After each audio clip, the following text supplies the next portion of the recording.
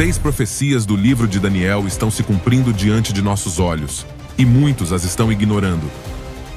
A escalada dos conflitos em Israel, a formação de alianças instáveis, a proliferação de guerras no Oriente Médio e o rápido avanço da ciência, tudo aponta para o fato de que as palavras de Daniel não pertencem mais ao futuro. Elas estão acontecendo agora. Diante desse cenário, surge uma questão que não podemos ignorar. Esses 6 sinais indicam que o mundo está entrando na fase final da história predita por Daniel? Queridos irmãos e irmãs, neste vídeo analisaremos cada uma dessas profecias e veremos como elas já estão se concretizando em nossos dias, revelando-nos que algo terrível está por vir sobre o mundo.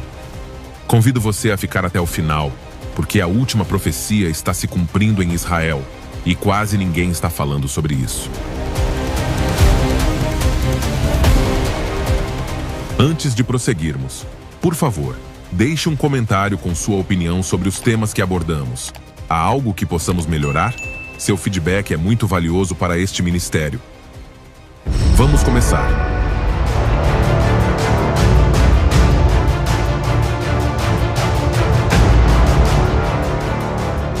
Número 1. O aumento do conhecimento. O profeta Daniel adverte o povo do Senhor de que no tempo do fim, o conhecimento aumentará. Notemos o que diz em Daniel, capítulo 12, versículo 4. Mas você, Daniel, feche as palavras e cele o livro até o tempo do fim. Muitos correrão de um lado para outro, e o conhecimento aumentará. As profecias de Daniel não foram seladas para impedir que fossem lidas, mas sim porque não podiam ser totalmente compreendidas até o momento em que começassem a se cumprir. Em outras palavras, seriam lidas por todas as gerações, mas só seriam compreendidas quando os sinais de cumprimento começassem a se manifestar. Daniel jamais poderia ter imaginado a sociedade atual, com carros cruzando o globo em alta velocidade, aviões preenchendo nossos céus e naves espaciais viajando além da nossa atmosfera. Em apenas um curto período de tempo, o mundo passou de cavalos e carruagens para trens de alta velocidade, foguetes espaciais e aeronaves supersônicas. Literalmente, hoje, muitas pessoas estão correndo por aí como nunca antes na história da humanidade. Amados irmãos e irmãs, a ascensão da ciência é uma profecia que nenhuma geração anterior pôde vivenciar como a nossa. Vivemos exatamente no período que Daniel previu, mas não conseguiu compreender. E no que diz respeito ao aumento do conhecimento, um artigo publicado no Digital Journal revela uma tendência surpreendente. Até 1900, o conhecimento humano praticamente dobrava a cada século. Em 1950, o conhecimento humano dobrava a cada 25 anos. Desde 2000, esse crescimento dobra a cada 12 meses. Atualmente, estamos chegando ao ponto em que o conhecimento praticamente dobra diariamente. Isso certamente deveria nos fazer refletir profundamente sobre a rapidez com que nosso mundo está mudando e como essa profecia está se cumprindo diante de nossos olhos. Vemos isso na inteligência artificial, nos avanços científicos, na robótica, em novos materiais, na biotecnologia, na engenharia genética e nos transportes modernos. Trens de alta velocidade, viagens espaciais, carros voadores em desenvolvimento e projetos futuristas são todos parte de evidências irrefutáveis. Este sinal do fim dos tempos está se cumprindo de forma retumbante. A ciência transcendeu todas as fronteiras presentes e futuras. A tecnologia parece não ter limites. O que parecia ficção científica há 20 anos é agora uma realidade cotidiana. Recentemente li um artigo que menciona que a NASA, juntamente com empresas privadas, está desenvolvendo tecnologias para enviar humanos a Marte em uma missão científica de ida e volta, possivelmente em 2035. Essa jornada incluiria entre 6 e 7 meses de viagem em cada direção, cobrindo cerca de 402 milhões de quilômetros, dependendo da posição orbital. Os astronautas poderiam permanecer na superfície de Marte por até 500 dias, estudando o solo, a atmosfera e quaisquer sinais de vida microscópica. A espaçonave contaria com habitats pressurizados, sistemas avançados de suporte à vida, impressoras 3D para fabricar ferramentas e peças de emergência, trajes espaciais de última geração e módulos capazes de produzir água e oxigênio. Além disso, estão sendo desenvolvidas proteções contra a radiação solar e cósmica, rotinas diárias para manter a massa muscular e óssea, sistemas experimentais de gravidade artificial e cápsulas especiais para o retorno seguro à Terra. O custo total poderia chegar a centenas de bilhões de dólares e seria financiado por governos e empresas como a SpaceX. Mas por que eles querem ir a Marte? Por que querem colonizá-lo? Cientistas, engenheiros e agências espaciais têm vários motivos. Primeiro, transformar a humanidade em uma espécie multiplanetária. Temem que uma única catástrofe, nuclear, climática, biológica ou causada por um asteroide, possa destruir a vida na Terra. Marte seria um plano B, um segundo lar para preservar a humanidade. Segundo, explorar os recursos naturais. Marte possui água congelada, minerais, dióxido de carbono útil para a produção de combustível e oxigênio. Tudo isso poderia permitir a criação de bases autossuficientes. Terceiro, experimentar a terraformação. Muitos sonham em transformar a atmosfera de Marte para torná-la habitável. Seria a primeira tentativa da humanidade de modificar um planeta inteiro. Quarto, a criação de cidades futuristas fora da Terra. A SpaceX, a NASA e outras empresas planejam construir domos pressurizados, cidades subterrâneas, fazendas marcianas e laboratórios biológicos.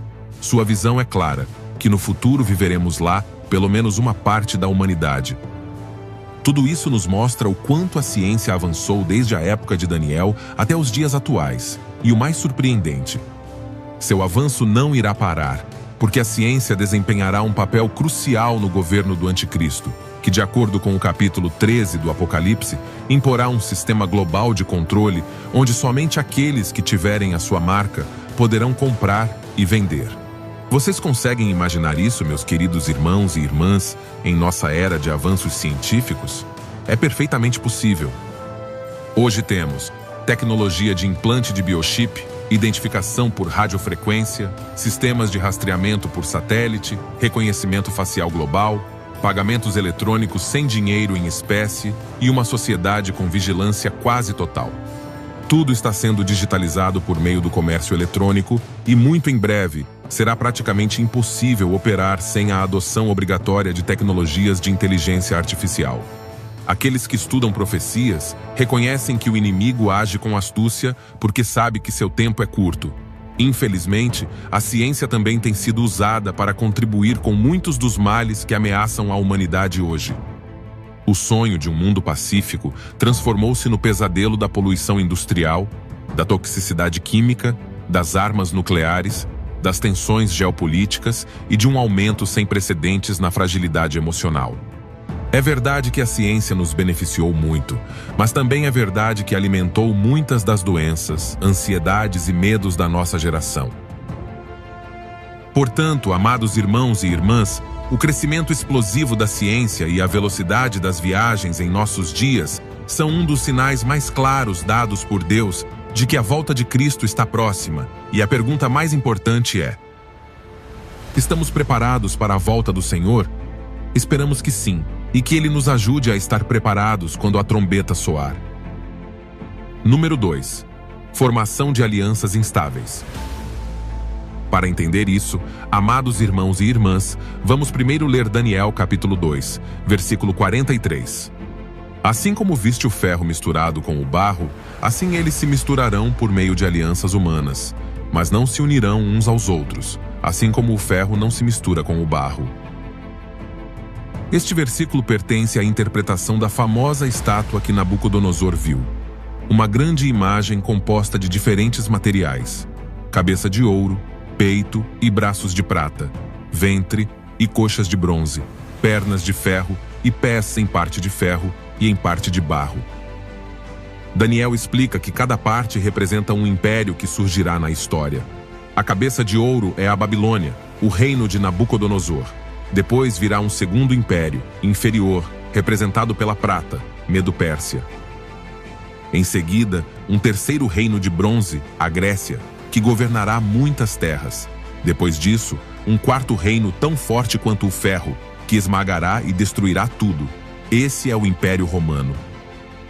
Finalmente, aos pés, surge uma mistura: ferro e argila, uma estranha união entre algo sólido e forte e algo frágil e quebradiço. É aqui que entra o nosso tema: alianças humanas que tentam unir o que na verdade não pode ser fundido. É crucial entender que, na época de Daniel, o Império Romano ainda não existia historicamente. No entanto, o Espírito Santo já revelava que, após o domínio grego, surgiria um poder imenso, semelhante ao ferro, que conhecemos como Roma. Roma foi verdadeiramente um império extraordinário, militarmente poderoso, administrativamente eficiente e com uma infraestrutura impressionante: estradas, aquedutos, cidades, fortalezas. Mas observemos algo: a profecia não para nas pernas de ferro, mas desce até os pés e dedos, uma mistura de ferro e barro. Existe uma fase final desse sistema romano, um estágio posterior, onde ele deixa de ser um único império coeso e se torna uma confederação de reinos, uma união de nações romanas, herdadas, que tentam se manter unidas, mas sem verdadeira unidade interna. Muitos estudiosos concordam que esta parte da profecia, os pés de ferro e barro, não se cumpriu completamente no passado, mas aponta para um cumprimento posterior, mais próximo do fim dos tempos. Roma caiu, dividiu-se e fragmentou-se em reinos, mas não formou o tipo de aliança estruturada e formal que Daniel descreve. Uma mistura onde pactos, acordos e tratados são feitos, mas ainda assim eles não se unirão. O texto fala de uma aparente união, uma cooperação almejada, mas de uma falta de integração profunda. Em outras palavras, não se trata de um império forte, mas de um sistema de nações que, embora unidas, permanecem internamente incompatíveis. Ao analisarmos a história subsequente, especialmente do ponto de vista ocidental, percebemos que a Europa emergiu precisamente dos remanescentes do Império Romano. Muitas nações europeias podem traçar suas raízes políticas, jurídicas e culturais até Roma. Nos últimos séculos, a Europa vivenciou guerras devastadoras, nacionalismos em conflito e ideologias opostas. Após tanta destruição, surgiu a ideia de união para prevenir futuras guerras, dando origem ao que hoje conhecemos como União Europeia. E é aqui que a profecia de Daniel lança luz sobre os nossos tempos. A União Europeia é, em muitos aspectos, herdeira do Império Romano, não apenas geograficamente, mas sim pela sua tentativa de unificar, sob a mesma estrutura jurídica, econômica e política, nações com histórias, línguas, tradições e mentalidades muito diferentes.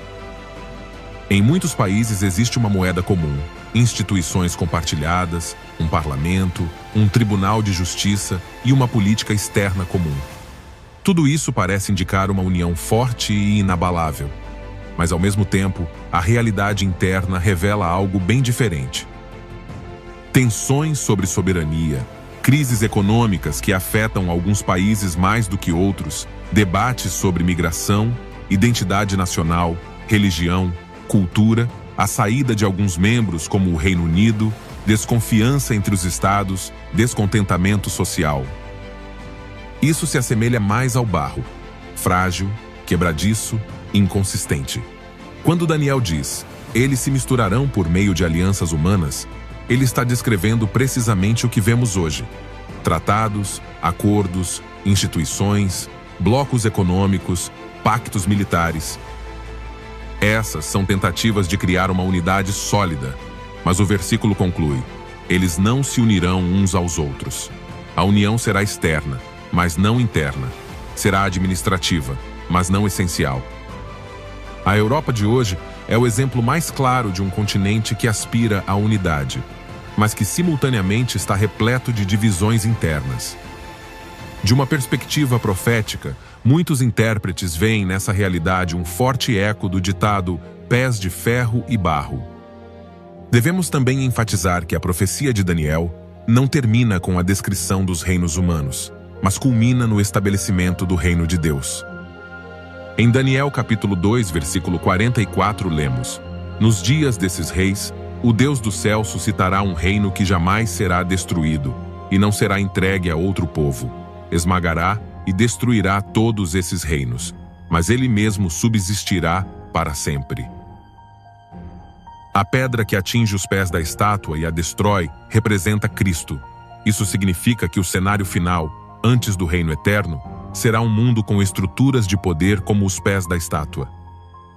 Alianças instáveis, unificações frágeis, tentativas humanas de alcançar a unidade política global, mas sem sucesso real. Número 3. O renascimento de Israel como nação. A profecia de Daniel sobre o renascimento de Israel como nação é um dos sinais mais claros, convincentes e visíveis de nossa época. Porque Daniel anuncia uma sequência final de eventos que só poderia se cumprir se Israel voltasse a existir como um Estado de fato, com sua terra, seu povo, sua língua e sua cidade restaurada. Observemos o que está escrito em Daniel capítulo 9, versículo 24. 70 semanas estão determinadas para o teu povo e para a tua santa cidade, para consumar a transgressão, dar fim ao pecado, expiar a iniquidade, trazer a justiça eterna, selar a visão e a profecia e ungir o lugar santíssimo. Analisando este versículo, notamos que as 70 semanas foram especificamente dirigidas ao povo de Daniel, os judeus, e à sua cidade santa, Jerusalém, deixando claro que todo o cenário profético se concentra em Israel e nos eventos que cercam sua capital. Nesse sentido, o versículo 27 deste mesmo capítulo revela detalhes ainda mais precisos sobre os eventos que ocorrerão em Israel no tempo do fim. Vamos ler o relato bíblico. O governante firmará um tratado com o povo por um período de 7 anos, mas quando se completar metade desse tempo, ele porá fim aos sacrifícios e ofertas. Como culminação de todos os seus atos terríveis, ele colocará um objeto sacrílego que causará profanação até que o destino decretado para este profanador finalmente recaia sobre ele. Esta passagem revela que um governante, identificado como o Anticristo, estabelecerá uma aliança com Israel para o último período de 7 anos, que corresponde aos 7 anos da tribulação, completando assim as 70 semanas profetizadas para o povo judeu e para Jerusalém. Por quase 2000 anos, essa profecia pareceu impossível.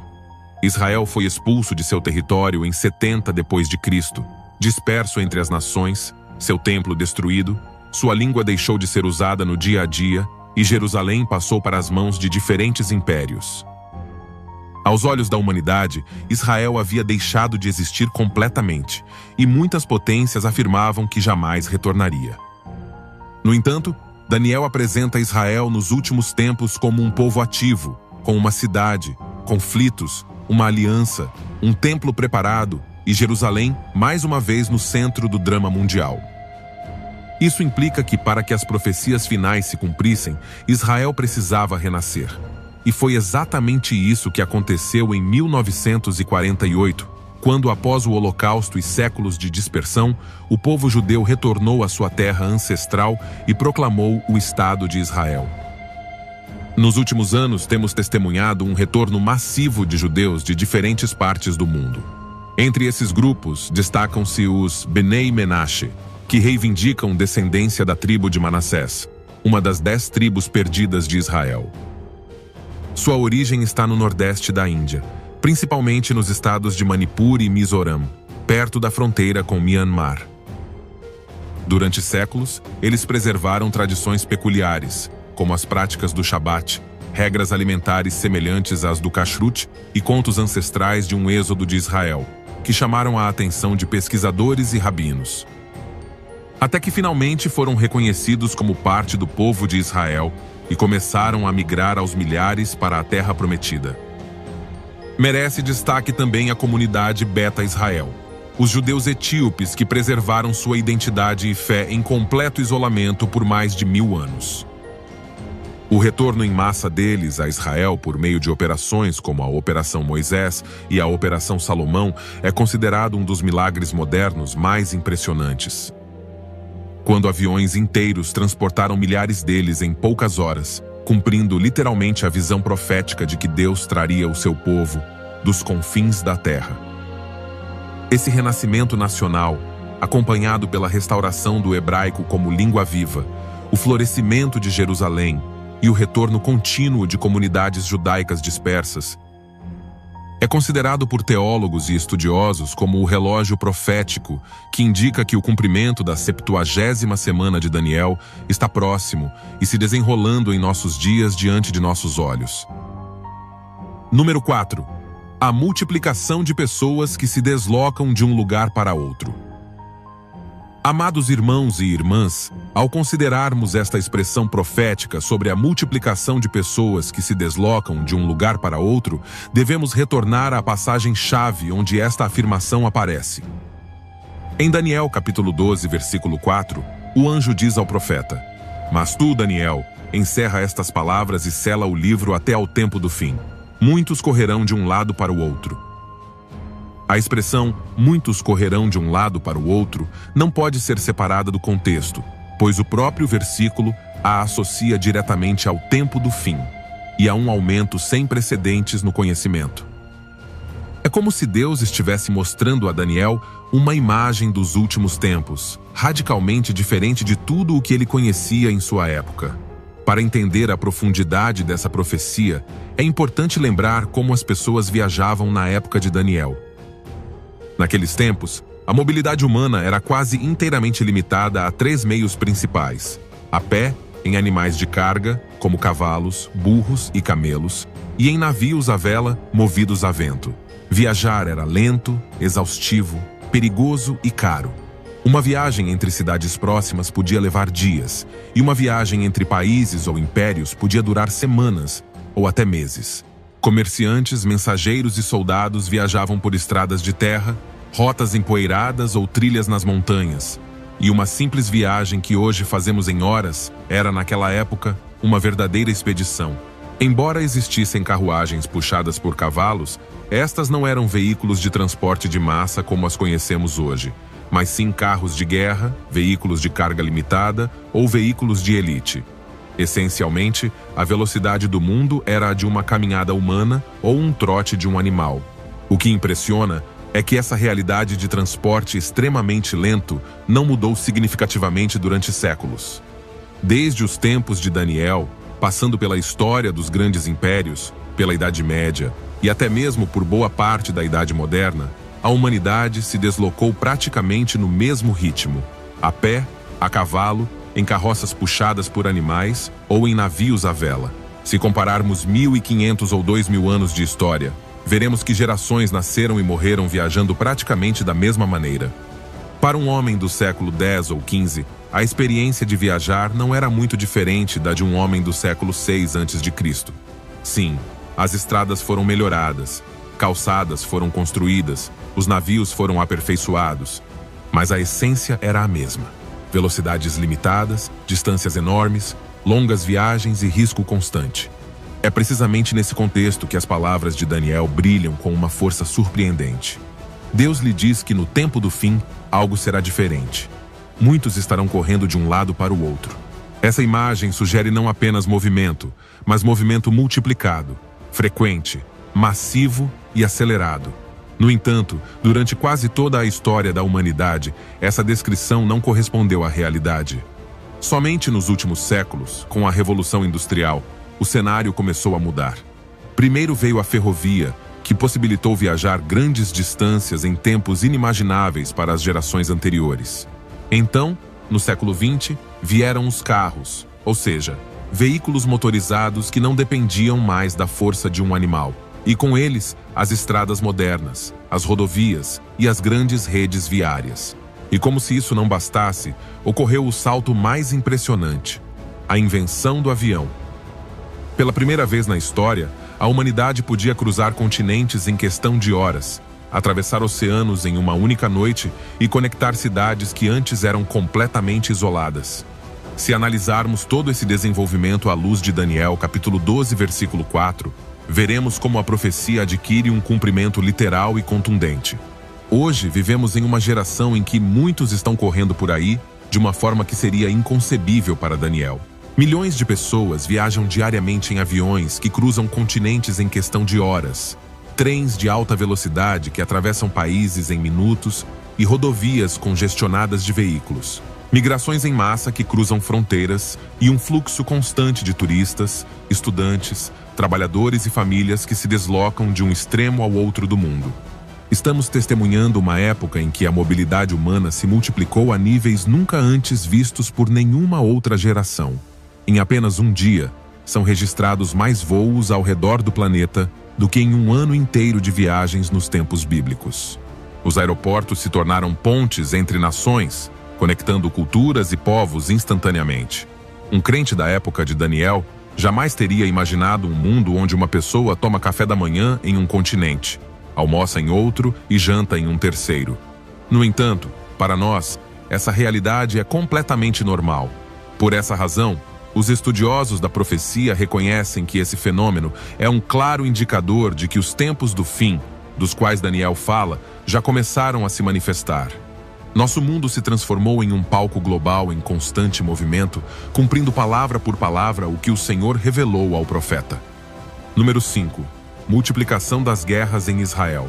A multiplicação das guerras em Israel não é um evento isolado nem acidental. Nada do que acontece hoje no Oriente Médio é por acaso. Tudo está alinhado com o que Daniel profetizou há mais de 2.500 anos. Vamos ler Daniel capítulo 9, versículo 26. E depois das 62 semanas o Messias será morto, mas não por si mesmo. E o povo do príncipe que há de vir destruirá a cidade e o santuário. E o seu fim será como uma inundação. E até ao fim da guerra estão decretadas desolações. Lembremos que esta profecia faz parte da revelação das 70 semanas que, segundo Daniel capítulo 9, versículo 24, estão determinadas para o povo de Israel e para a cidade de Jerusalém. Isso significa que tudo o que está descrito aqui é um diagnóstico profético da história e do futuro de Israel. Daniel primeiro prevê a morte do Messias, cujo cumprimento exato se dá em Jesus. Ele então revela a destruição de Jerusalém em 70 d.C., quando as legiões romanas arrasaram a cidade e o templo. Mas aqui está o ponto crucial. Após mencionar esse evento histórico, Daniel declara que as devastações e guerras continuariam até o fim. O que Daniel descreve é um período prolongado de conflito contínuo centrado em Israel. E quando analisamos a história desde 70 d.C. até os dias atuais, vemos que essa previsão se cumpriu linha por linha. Israel sofreu invasões, expulsões, perseguições, massacres e repetidas guerras. Mas o mais chocante é o que aconteceu desde o seu renascimento como nação em 1948. Desde então, não houve uma única década sem guerra ou conflito armado em Israel. Cada uma dessas guerras faz parte do cumprimento profético. A Guerra de Independência de 1948, a Crise de Suez de 1956, a Guerra dos 6 Dias em 1967, a Guerra do Yom Kippur em 1973, as guerras com o Líbano, as intifadas e os inúmeros ataques terroristas. Daniel disse: as devastações continuarão até o fim da guerra, e assim é. Israel vive sob constante ameaça em todas as suas fronteiras. E esse cumprimento profético não cessou. Por exemplo, em outubro de 2023, testemunhamos como Israel enfrentou um dos ataques mais violentos e dolorosos de sua história recente, quando o Hamas lançou uma ofensiva massiva a partir de Gaza, desencadeando uma guerra que ainda hoje tem repercussões globais. Este ataque, que abalou o mundo, encaixa-se perfeitamente no padrão profético anunciado por Daniel. Um ciclo contínuo de devastação contra o povo da aliança. A isso se somam os constantes conflitos com o Hezbollah no Líbano, que mantém um enorme arsenal apontado para o norte de Israel, as constantes provocações e ameaças do Irã, que declara abertamente seu desejo de destruir Israel, e a instabilidade e a guerra civil na Síria, que serve como corredor militar para a presença iraniana perto das fronteiras de Israel. Cada um desses atores representa uma ameaça real e ativa, e juntos fazem parte do crescente cerco profético em torno de Israel. Queridos irmãos e irmãs, Israel é o único país moderno que vive constantemente em estado de guerra ou em preparação para ela. Por quê? Porque Deus assim o quis. Até o fim. Ou seja, esse ciclo continuará até que os tempos do fim se cumpram e o Messias retorne para estabelecer a verdadeira paz. Número 6. Preparativos para a restauração dos sacrifícios em Jerusalém. Os preparativos para a restauração dos sacrifícios em Jerusalém são um sinal fundamental, pois estabelecem o cenário espiritual e profético para os últimos tempos. Vamos ler Daniel capítulo 9, versículo 27. Durante uma semana, aquele governante fará aliança com muitos, mas na metade da semana fará cessar os sacrifícios e as ofertas. Para entender este versículo, lembremos que Daniel está recebendo uma revelação sobre as 70 semanas, uma estrutura profética ordenada exclusivamente para Israel e Jerusalém. Nesta última semana, a semana final do calendário profético, Daniel anuncia que em Jerusalém haverá sacrifícios e ofertas que, em um momento crítico, serão interrompidos. Isso implica algo fundamental. Para que os sacrifícios sejam abolidos, eles precisam primeiro voltar a existir. E é aqui que a conexão com os nossos tempos atuais se torna impressionante. Desde 70 d.C., quando as legiões romanas destruíram Jerusalém e o templo, Israel não tem um lugar para oferecer sacrifícios de acordo com a lei de Moisés. No entanto, Daniel afirma que, nos últimos tempos, esses sacrifícios seriam temporariamente restaurados antes de serem interrompidos novamente. Em outras palavras, o sistema sacrificial que desapareceu há quase 2000 anos terá que ser reiniciado. Hoje, o que durante séculos pareceu impossível está tomando forma concreta. Em nossa geração, testemunhamos o surgimento de uma instituição que trabalhou diligentemente para preparar tudo o que é necessário para o serviço do futuro templo. O Instituto do Templo em Jerusalém é uma organização dedicada à pesquisa, reconstrução, reprodução e treinamento para a restauração do culto bíblico. O que é notável é que essa não é uma ideia simbólica, mas sim preparativos reais e verificáveis. Os utensílios sagrados foram refeitos, o candelabro de ouro, os vasos, os instrumentos musicais, as vestes sacerdotais e uma longa lista de itens que a Torá exige para o serviço ritual. Mas talvez o mais significativo de tudo seja que nos últimos anos foram identificados homens pertencentes à linhagem sacerdotal de Arão, descendentes da família que, segundo as Escrituras, era responsável pelos sacrifícios. A identificação foi feita por meio de um estudo combinado da tradição familiar judaica, genealogia e tecnologia genética moderna, confirmando que Israel hoje possui um grupo de homens treinados para desempenhar funções sacerdotais de acordo com a ordem bíblica. Tudo isso se encaixa perfeitamente com o que Daniel profetizou. Ainda não se trata do restabelecimento do templo, mas sim de uma preparação meticulosa e deliberada para que, quando chegar a hora, os sacrifícios possam ser oferecidos novamente. Isto, amados irmãos e irmãs, deve nos levar a uma profunda reflexão. A profecia caminha para um momento culminante. Primeiro a restauração dos sacrifícios e depois a sua cessação como parte da etapa final. O que vemos hoje não é por acaso. É o prelúdio profético de eventos maiores que Daniel claramente predisse.